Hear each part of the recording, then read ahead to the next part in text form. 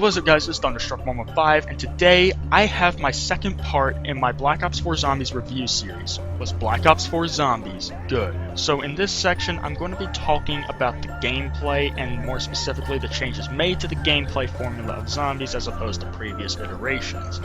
Now, there is one thing you should be aware of, and that this is a second part in my series. If you haven't seen part 1, I highly recommend checking that out first. If you haven't, go ahead, there's a link in the description below, as well as on the card at the top right corner of the screen. Go ahead, check that out. This video isn't going anywhere. Anyways, now that we got that out of the way, I just wanted to say that I thought that the audio quality of my voiceover in the last part honestly wasn't all that great. It kind of sounded bad in many parts, so I'm gonna try out with the settings in Audacity, see if I can get it better so that way it doesn't sound as choppy and so that it doesn't sound as staticky. But anyways, with all that out of the way, let's go ahead and get into the review. Part 2. Gameplay and changes. So, it's no secret to anyone who's played any of the previous iterations of Zombies that Black Ops 4 is very different from what we've had in the past. But how different was it? Were these changes good or bad? And how does the gameplay hold up overall? Well, that's what we're going to be talking about today. So anyways, let's go ahead and start off with what was changed. Or actually, I think a better question is, what wasn't changed? Pretty much everything that you know about Zombies was radically changed, either in a big or small way, to create an experience that feels very different from what we've had before. So, what were these changes? Well, let's take a look. I think the best place to start off for the gameplay changes is to take a look at the new Create a Class system. Create a Class is a new feature in Black Ops 4 Zombies. Granted, we had gobblegum loadouts and weapon kits in Black Ops 3, but it never really was quite fleshed out. It was still pretty easy enough as simply starting a game and playing it, but now a lot of the strategy that would normally be in the actual game has been moved to before the game and what you choose in your loadout. So, what are the new options? Well, let's take a look. The most immediate one that you probably noticed was the perks. And, well, let's talk about the perks. They were changed from their previous iteration. In previous games, you spawn into the map, and then you'd find the perk machine of the respective perk you want to get, and you could buy it. Each perk had its own specific machine, and you could only get up to 4 perks, and you chose them by going to the perk-specific machines. In Black Ops 4, however, they changed it so there's only 4 perk machines, but in the Create a Class menu, you can assign whatever perk you want into each slot. And since the locations of the statues/perk machines are consistent in every map, with the exception of Dead of the Night, you can choose which perks are where. So, like for example, even if you chose Victorious Tortoise and Electric Burst as 2 of your perks, you could prioritize which one you get first by assigning it to different statues. Like for example, let's say you're playing on Voyage of Despair. You know that the Danu statue is in the spawn room, whereas the Ra statue requires you to advance quite a bit in order to get it. Well, say if you wanted Electric Burst first, you could assign that to the Danu slot, while putting Victorious Tortoise in the Ra slot. However, if you wanted Victorious Tortoise first, and then Electric Burst later, you could swap them out, and put them in the respective slots. So, yeah, you can choose any of the perks you want. At launch, there was a total of 13 perks, plus a 14th called Secret Sauce, but all that is it just gives you another random perk from the 13 that are already here. And over the course of Black Ops 4's life cycle, 4 more have been added for a total of 17 active perks, or 18 that you can select with Secret Sauce. Another thing about this new perk setup is that the 4th perk you select, the one that either goes in the Odin statue or the Tonic machine, has what is known as a modifier. And what this is an extra bonus to that specific perk that activates when you have all 4 of them. Like for example, on Quick Revive, normally what it will do is it'll allow you to revive teammates faster as well as regenerate health faster. However, if you have the modifier active by having it in either the Tonic or Odin slot, and you have all 4 of your perks, it'll also give you the active benefit of whenever you're regenerating health, you'll get a speed boost, and after you revive someone, you and the teammate you revive will also get a speed boost. So there's that as well. And it also helps you prioritize what perks you think are the most important, because you can only have one modifier, but you can also have 4 perks. So it does add another layer of strategy. Downside to this is that the perk that you select to have your modifier in will cost 1,000 points more than it normally would. So you will have to consider that before you put one of the most expensive perks in the game into your modifier slot, and consider if that would be worth it. This perk system has plenty of advantages. For example, now you can have all the perks in the game and you can select which ones you want, so the perks you use aren't relegated to what's in the map. In addition, it also allows Treyarch to add more perks as the game goes on in its life cycle to add even more content to the game. There are a couple drawbacks with this system, however. The most obvious is the fact that once you set up your perk loadout and start the game, there is no way to change what your perks are once you start the game. So say you're playing with, say, Stone Cold Stronghold, but in the middle of the game you decide, maybe this perk isn't all that great as I thought it would be.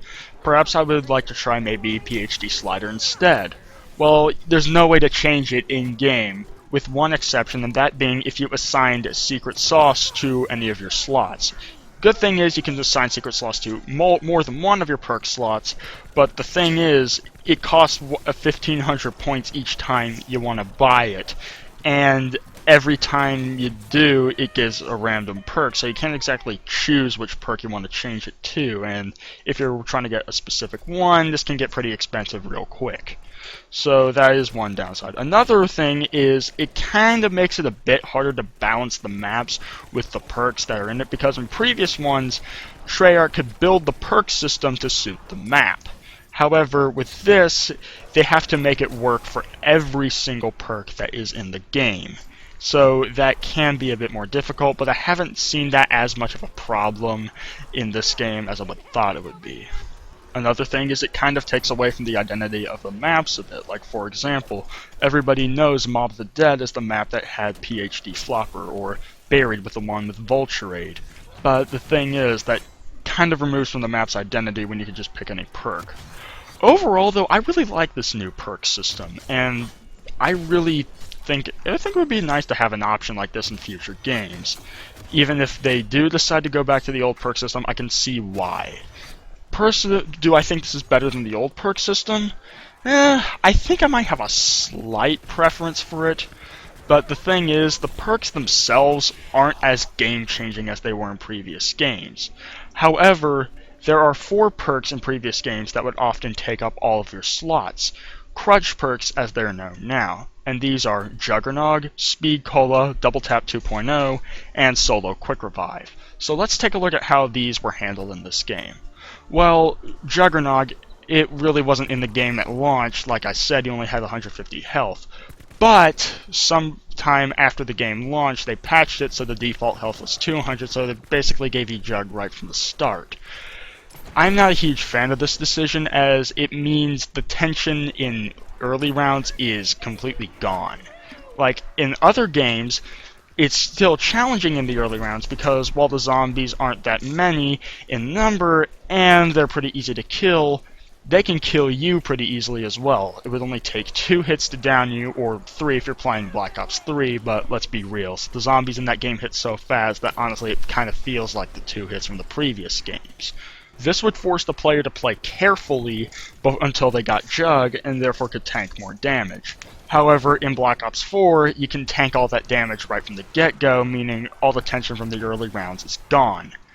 I think a better way to have implemented this is to make it so you start with 150 health, but then maybe make it so that when you purchase 2 of your perks, you get an extra 50 health, and then maybe another 50 health once you have all 4 of your perks. That way, the progression of getting Jug would still be in the game, however, you wouldn't have to use a perk slot for it either. Now, let's take a look at Speed Cola next. This one was probably handled the best of them all, in my opinion. Basically, once you have all 4 perks and activate your modifier, part of that modifier is now you get Speed Cola.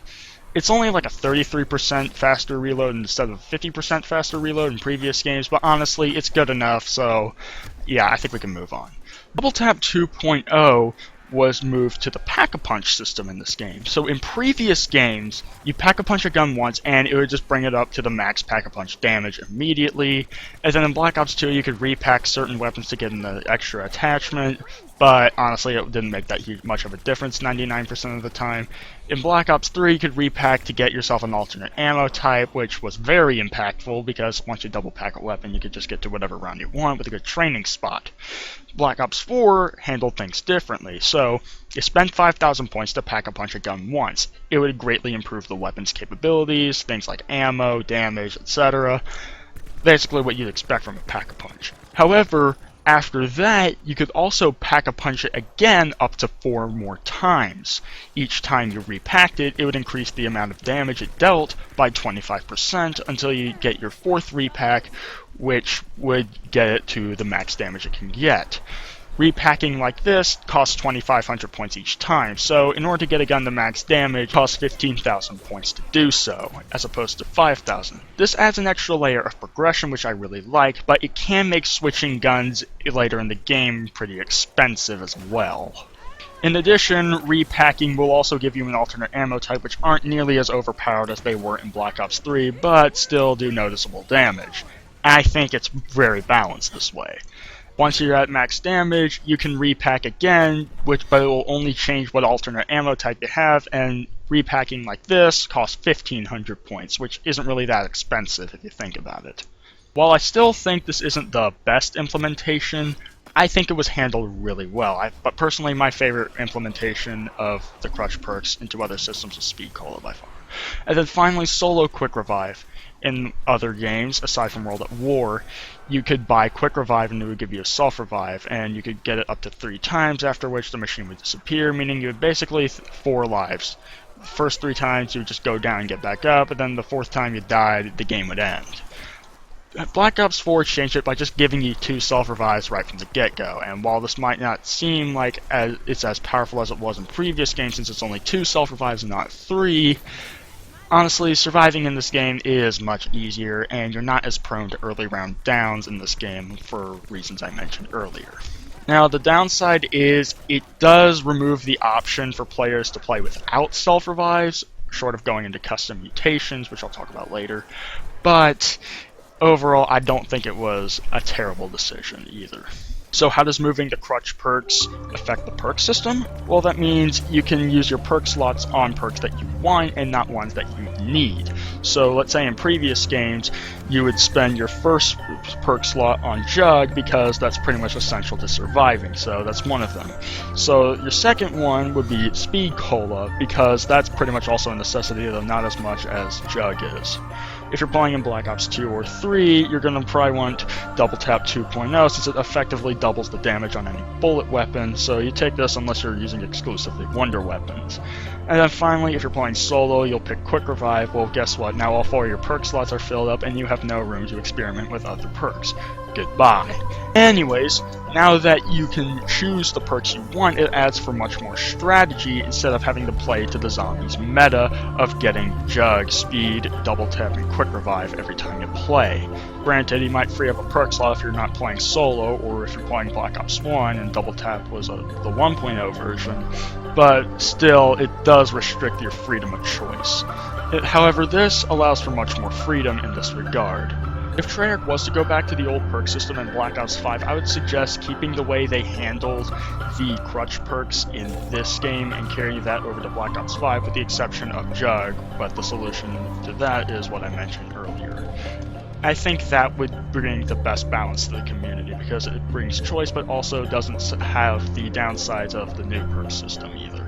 So now that we got the perk systems out of the way, let's move on. Next, you can choose your starting weapon. Now, this was a pretty cool idea, and had it been implemented in a more balanced way, I really would have liked it, but the problem really is a combination of another change made. So I'm going to have to go off on another tangent to explain that before I can explain how the spawn weapon system is fucked in this game. So it all lies in the way the point system was changed. Now, I don't know why they changed this. A lot of the changes in this game, while I might not have agreed with all of them, I could at least see where they were coming from. But the point system, I don't know why they changed this. So in previous games, whenever you hit a zombie, you get 10 points. If you kill the zombie, you get 50 points. If you got a chest kill, you get 60 points. A net kill, 70 points. A headshot would give you 100 points, and a melee kill would give you 130. And that was a really good system because it rewarded people who used worse weapons that did less damage because it would give them more points faster. Whereas using a stronger weapon might make it easier to survive, but you won't have as much points to spend on upgrades and stuff later in the game, which added another layer of strategy. But it's removed in Black Ops 4 because for some unknown reason they decided to change how the point system works. So how it works in Black Ops 4 is as you deal damage to a zombie, over time you'll be awarded points until by the time the zombie is dead, you will have acquired 90 points from the zombie. It doesn't matter if you shoot him a billion times with an SMG or kill him in a single shot from a shotgun, you're only going to get 90 points from that zombie. There are two exceptions. A headshot kill will grant a 30 bonus points, and a melee kill will grant 60 bonus points. So a headshot kill will give you 120 points in total, a melee kill will give you 150 points in total, and a regular kill will just give you 90 points. So the problem here is that I can get the same amount of points by using a shotgun as I can with an SMG. If the lower damage isn't going to help me get points like it would in the previous games, then why would I pick something like the SOG or the SCAR-GO over something like the ICR or the Titan? I wouldn't. And this kind of screws with the weapon balancing in this game. And I really wish they hadn't changed it. Honestly, they could have just kept the point system the same and I would have been completely fine with it, but instead they had to change it to this shit. And again, I have no idea why. So how does this tie in to the starting weapon selection that I mentioned earlier? Well, it's two things. The MOG 12 and the stiletto knife operator mod on the Strife. So, when you can get the same amount of points no matter what weapon you're using, why would you ever pick anything other than the MOG 12 or the Strife? Well, the thing is, you wouldn't. The MOG 12 did quite a lot of damage, and while it was nerfed a couple months ago, it still is a really powerful option. However, if I picked the SOG with the old point system, I'd be able to accrue much more points than I would with a shotgun, but since they made a new perk system, there wouldn't be a difference, and since the SOG 9mm doesn't have as much killability as the MOG 12, why would I pick it? So yeah. And what am I talking about with the stiletto knife operator mod on the Strife? Well, if you level up the Strife to max rank, you can use the stiletto knife, which is a one-hit melee kill on zombies up through round 4. And like I said earlier, melee kills will grant you 150 points, whereas normal kills only grant you 90, and headshots only grant you 120. Meaning, if you want the most points in the early rounds, you're going to always pick the Strife with the operator mod. And if you want to do the most damage, you'd pick the MOG 12. Really depends on the map which one you choose. Usually I go for the Strife, but still. If they had kept the old point system, these weapons wouldn't dominate the meta, but they do. However, looking at all the other starter weapon selections, you have the Welling, which is basically just a shittier version of the Strife in every way possible, and so why would you ever pick this piece of shit unless you're trying to get Dark Matter or Diamond on your pistols. There's the RK7 Garrison, which is a 3-round burst pistol, sort of like the RK5 or the B23R. Overall, a solid weapon. SOG 9mm, a pretty weak SMG, which had the point system not been changed, this really would have shined, but unfortunately it didn't. Freaking waste of my first prestige token that I ever got in this game. And finally there's the SX Model 07, which is a lever action rifle. And had the MOG 12 and the Strife not dominated the meta due to the fact that the point system was changed, I really think this selection of weapons would have been great. However, due to the change in the point system, they're really not. Furthermore, why was the MOG 12 a starter weapon? It's the most powerful shotgun in the game, excluding DLC ones. I haven't tried out the Argus that much. Personally, I would have put the Trebuchet as a starting weapon instead, but again, no. And honestly, since the Strife is just a better version of the Welling, I'd leave that out as well, and just have that as a starting room wall weapon, so it would just be a better version, however, you wouldn't be able to start with it. So yeah, that kind of blows. So what else do we have in the creator class section? You can now choose your equipment, much like in COD World War II Zombies, which, again, this would have been really cool if Wraithfires weren't so overpowered. Now, overall, the equipment is much better than the freaking firecrackers of grenades that we got in the previous entries that were really only useful for making crawlers. In this game, frags are much more powerful and viable to use. However, there's also 4 more options. There's acid bombs, which pretty much act like Semtex grenades and are really cool and pretty effective. Claymores, which are basically the same thing as we had in previous entries, except, well, I feel like they're more powerful. Personally, though, I don't really use directional mines and zombies all that much. I don't really find them to be the most useful. If you do, then more power to you. There's the sentry gun, which was a really cool idea, but honestly is made irrelevant by the fact that it takes forever to charge, it doesn't last too long, and it only kills like 1 zombie at a time. Had they made this thing last longer and charge faster, it would have been a more viable option. But that, combined with its limited firing arc, really, the only places it's useful in is hallways, and honestly, the only reason I ever used this thing was to get the challenge for getting a bunch of kills with it, and then I never touched the thing again. And then there's the Wraithfires, which are easily the most overpowered. They're basically like magical Molotovs, but they don't harm you when you walk through the fire, which is really nice. But the thing is, they do infinite damage. It might take a bit to actually kill the zombies, but you could effectively just train up a bunch of zombies, throw down a Wraithfire, and kill them all immediately. In addition, you can also use this to lock down certain pathways or areas, or protect you while reviving. Now, had this not been super overpowered, I would have liked it better. However, when this thing can kill infinitely and last quite a bit, why would I pick any other equipment? I wouldn't, which is why I used my second prestige token that I got on this thing. My first, again, was the SOG, but I didn't realize the point system was changed. If I did, I would never have picked it. And the thing is, about these equipment, they will get replaced if you pick up something like Monkey Bombs or the Hell's Retriever because of the fact that the left bumper is now taken up by the shield because you can't use the D-pad because of elixirs, but I'll talk more about that later. But it effectively makes some of these extra equipment, like the Hell's Retriever, pretty much irrelevant because it's not as effective as Wraithfire, so why would I ever swap them out unless I'm trying to do an Easter egg? I probably wouldn't. Oh yeah, one more thing. Equipment now slowly recharges over time instead of previous games where you just got 2 grenades at the start of each round. So you can just essentially just keep training the zombies forever, recharge your Wraithfires, and then bada bing bada boom, just keep killing zombies forever. But anyways, this really doesn't make too much of a difference in my opinion because honestly, that's pretty much how much I get anyways at the rate I progress through rounds, so yeah. Back to create a class. We have the specialist weapon choices. So, depending on which story you're doing, you have 4 choices. There's 4 for the Chaos story and 4 for the Aether story.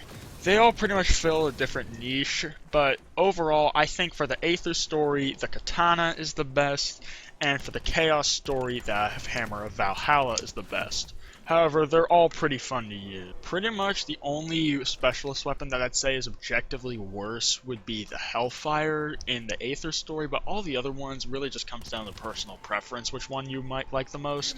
But yeah. Anyways, the thing about the specialist weapons is, again, balancing. That's a huge problem with a lot of the stuff in the creator class. It would have been much better if it was properly balanced. Now, the thing about the specialist weapons is you start the game with them. Black Ops 3 had really powerful specialist weapons too, but the difference is, on those maps you had to complete some kind of quest to unlock them.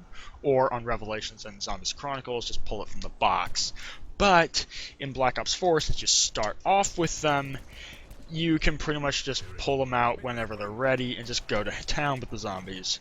Honestly, I really feel like that there should have been like a quest on all the maps to get your specialist weapon, make that like a core part of the progression, but still allow you to choose which special weapon you get. I think that would have been a much better implementation, so that way in the first couple rounds you wouldn't have it until you either bought it or otherwise unlocked it. On a positive note, the specialist weapons now have progressive power, so there are 3 levels to each special weapon. As you get kills with them, you will level it up until you get level 2 and level 3, which either gives you a new ability with the specialist weapon or just improves how it already functions. That way, using your specialist weapon will grants you more powerful abilities and ways to use them in the later rounds. So there is a bit of progression there, which I kind of like. In addition, when you deploy your specialist weapon, you will immediately get armor, which will protect you from 2 zombie hits, which only reinforces my belief that this is just a get-out-of-jail-free card, especially considering there's now a shockwave which will blast away any nearby zombies. So yeah, again, cool idea, and honestly, if the balancing was better, I really would have loved this a lot more. Finally, we have the elixirs and talismans. Now, these are basically the replacements for gobblegums from Black Ops 3. Now, the elixirs, you have 4 of them, which you can activate by pressing its respective direction on the D-pad, or I guess hitting the respective key on PC. But what it will do is it basically just gives you an effect for a certain amount of time or usage, pretty much like the gobblegums do, except now you don't have to go to a machine to get them and hope you get the one you want. Instead, you can just activate them whenever, and there'll be a cooldown for them whenever you use them. Now, since Activision's gotta have money, they're gonna monetize this, so there are different levels of elixirs. There's the classic ones, which you don't have to pay money for and have unlimited uses, and there's also the premium ones, which come in different rarities, which you can get by earning Nebulae and Plasma as you play the game, and then spinning them in the lab. You'll be granted them via RNG, you'll get 3 elixirs, and you'll also have a chance of a talisman, or you'll get a guaranteed talisman depending on what package you buy. Now, I would be mad that Activision is trying to sell blatant in-game advantages like they did in Black Ops 3, except for the fact that, honestly, the premium elixirs aren't even all that great compared to the classic ones, that honestly, I barely ever used them. Black Ops 3, I barely used my Mega Gobblegums because I knew they were powerful and I didn't want to waste them, and therefore I was keeping them if I was going for like a high round or for an Easter egg, but if I'm just playing normally, I did just use the classic ones for the most part, maybe with an occasional Mega. But the reason why I don't use them here is because they don't really provide that much of a benefit over using a classic one. The only real benefit is the fact that the classic ones take like 20 minutes to recharge, whereas the premium ones usually recharge within like a few minutes, so you can use it more often. I am glad that they aren't too much more powerful than the classic ones, because it means that this is no longer pay to win like Black Ops 3 was. So I am glad in that respect. So thank you, Treyarch. Thank you for balancing these things. And finally, the talismans. You have a chance of getting this whenever you use a spin on the lab for elixirs, and what this does is when you activate it, it can either give you a passive bonus that lasts the entire game, such as stronger shields, pack-a-punch costs less, etc. Or it can give you a one-time bonus, usually activating at the beginning of the game, like for example, start with an SMG, start with the Danu perk, first box spin will be an LMG, stuff like that. So again, these aren't really that useful in the grand scheme of things, and really, most of the time that I use them is just to get that one challenge where you have to use like 50 talismans. But I do sometimes use them when I'm trying an Easter egg, because it does help a little bit, and I figured that little bit can help a bit, but again, I don't really use them all that much. But again, I am glad that they aren't making this pay to win like Black Ops 3 was. So yeah. There is one thing I want to talk about the elixirs though, and that is the way you use them. And the way it works is you have 4 of them, and each of them are assigned to a direction on the D-pad. Now, that sounds like a really good way to activate them, and granted it is. Problem is, it completely eliminates the ability for a map to have D-pad equipment like they could in previous games. What do I mean? Well, in the past on maps like Moon or Gora Krovi, you'd have stuff like the PES or the Hacker, Dragon Strike, the Maxis Drone, etc., which were miscellaneous equipment that was assigned to the D-pad. The problem is, with the elixirs taking up all 4 of your D-pad slots, you can no longer do that. Additionally, the shield was always delegated to one direction on the D-pad in previous games, but now that we don't have any, it's been moved to left bumper. And that means we can no longer have tactical equipment, because then you wouldn't have a shield button. So instead, the stuff like Monkey Bombs or the Hell's Retriever replaces your primary equipment, like Wraithfires or frag grenades. This really killed some potential, because if you had changed the way you activated elixirs, you could have had all the stuff in, but since these had to be sacrificed for elixirs, we don't really have any yet. The closest we get is the Pegasus Strike, which I kind of feel like would have been a D-pad equipment had not all the D-pad slots been taken up by elixirs, but unfortunately they couldn't make it like that. But I'm not just going to complain about this, I'm going to offer a way they could have fixed this. So my idea is relegate elixirs to one direction on the D-pad, and when you hold it down, like say up on the D-pad, it would bring up an elixir wheel, which you can then press the right thumbstick in the direction of the elixir that you want to use it. This would still keep using elixirs during the game accessible. This would free up the other 3 D-pad slots, which then could be used for other things. Well, first of all, you could have put the shield on the D-pad like it was in other games, meaning it's no longer taking up left bumper, meaning you could have had tactical equipment like the monkey bombs be available without replacing your primary equipment. Meaning, there's 2 other D-pad slots that you could use for other things. My thought is one of them could be relegated to having certain special on-map equipment, sort of like the Dragon Strike or the Maxis Drone was in previous games. And then you could have the other maybe made for certain attachments, like maybe add like an underbarrel grenade launcher on certain rifles or such, or underbarrel shotguns, or a hybrid sight or something, which you could then toggle with the left D-pad and therefore add some extra versatility to your kits. See how much this one simple change could have changed a whole lot in Black Ops 4? Exactly. And honestly, I really wish they had done this instead of just assigning all of them to every single D-pad slot. Now, I'm pretty sure some people would have complained about this method of control, and I guess I could kind of see where they were coming from. I think having the potential for D-pad equipment and tactical equipment as well as your lethal ones really would have outweighed any possible downsides that this new control scheme would have. And then obviously PC really wouldn't need this because since there's so many keys on a keyboard, you could just assign every elixir to a random key and still have room for all this stuff anyways. So now I've talked about all the create a class elements, so where does that leave us? Well, there's a couple of other changes I feel like I need to discuss here. First, they re-added split screen pausing. Not at launch though, but like a couple months into the game's life cycle, they added back this feature, and while this really should have been in at launch, like the old saying goes, better late than never. This is a huge relief because I can't begin to express my frustration that I had in Black Ops 3 whenever I just try to enjoy zombies with my older brother whenever he's home from college. Whenever our mom would tell us to go do something, or just tell one of us to do something, but we couldn't pause the game because for some fucking reason Treyarch wouldn't let us, despite the fact that we're not even playing online with other people, we're just playing the 2 of us on the same console, so there's really no reason why this shouldn't have been in the game. Especially considering that every other game prior to Black Ops 3 had this feature.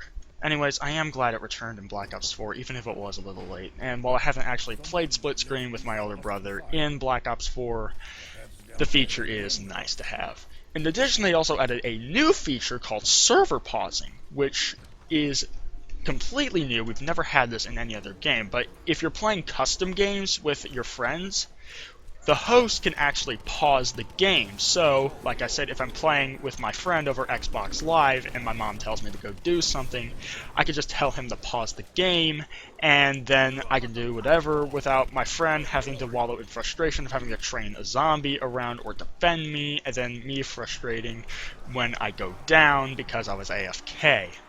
That way the other person can go like get a drink or scroll through memes or take a bathroom break or whatever. Honestly, it's a really nice quality of life feature that I am glad that they had. It is kind of buggy, like for example, my friend and I found out on Ancient Evil that it didn't work if you skipped the cutscene when you're riding Pegasus into the Dark World. So we just had to not skip that. So yeah, but the thing is, this feature is there, and when it works, it's really nice. And usually I only have to use this for a few minutes at a time, so that's great. In addition, when new weapons are added via DLC to the multiplayer, you can now get them in zombies as well, and they've been added to all the previous maps in the game. Compare this to Black Ops 3, where they were only available in certain maps. Also added functionality to add these weapons to the weapon kit system that was in Black Ops 4. Now, the thing is, If you want in the weapon kits, you'd have to unlock them so you could use them in multiplayer, which is honestly kind of bullshit because these do affect the gameplay, and not being able to customize them without getting them out of reserves or ranking up in the tier system enough is kind of bullshit.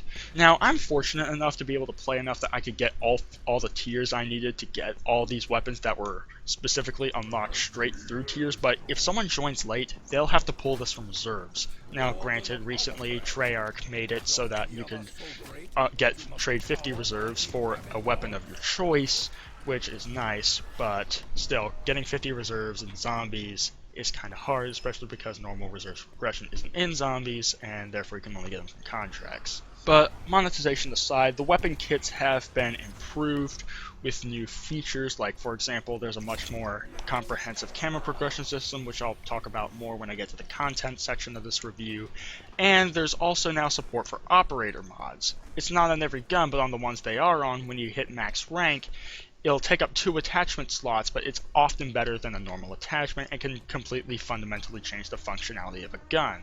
Some are useful, like for example the crossbar on the Hades makes it so you can shoot with pinpoint accuracy while also moving at full speed, or something like the repeater where you can just hold down the trigger on the ABR and just annihilate zombies without having to keep tapping right trigger.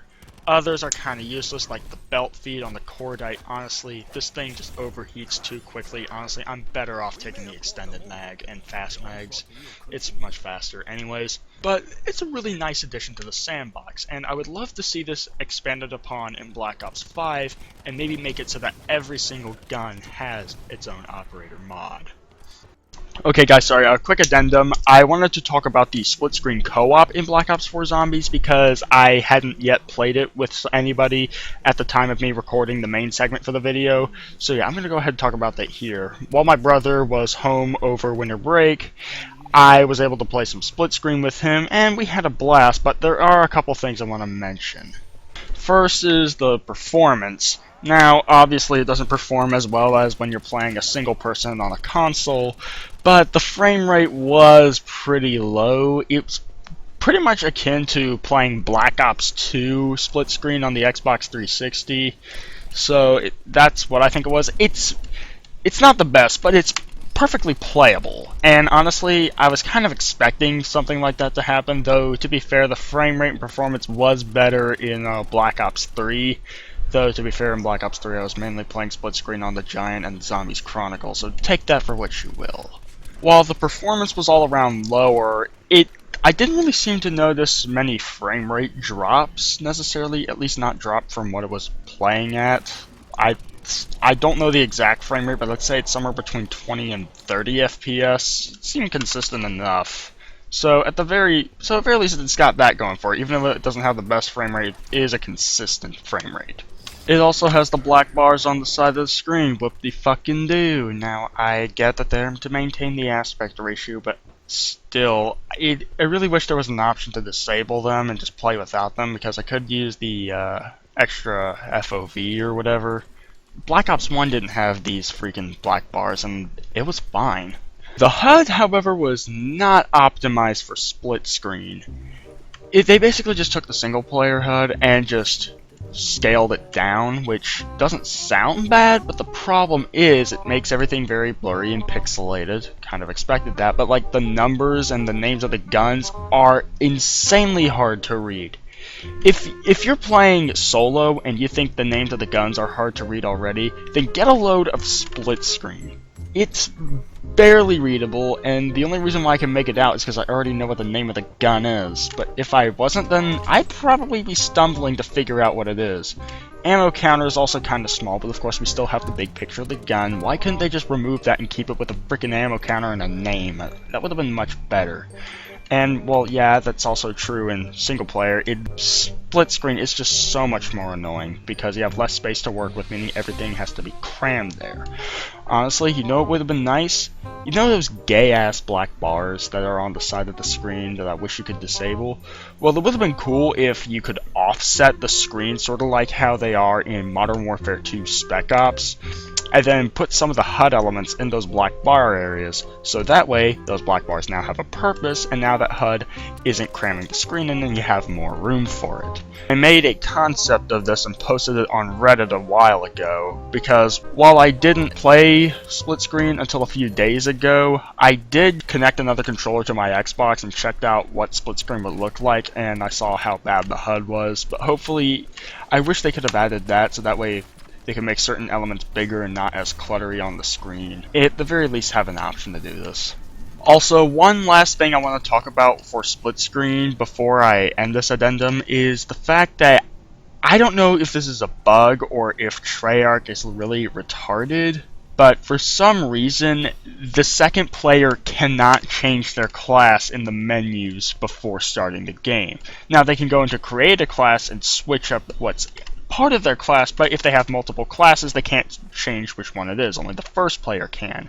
And it didn't work when I hit the change class button with the second controller, and I didn't see a separate button to change their class either. So yeah, this fucking sucks. I really wish Treyarch would fix this because this is kind of unacceptable, but I know they're not going to because their hands are tied with making Black Ops 5 or whatever the hell the new COD is going to be called. So yeah, I really don't like the fact that this feature in split screen is broken, and it really does set me off from really enjoying this game. Okay, also one last thing, this isn't split screen, but I also forgot to talk about, they added bots to this game, so now even if you're alone, or even if you're in a private game where you don't have a full lobby, you can add bots to the game to fill the extra slots. And they work autonomously, however, the thing is they are brokenly overpowered. The bots themselves are functional, but the thing is they kill zombies like there's no tomorrow, and they never go down except when it's a dog round. Whenever there's a dog round, they all die for some reason.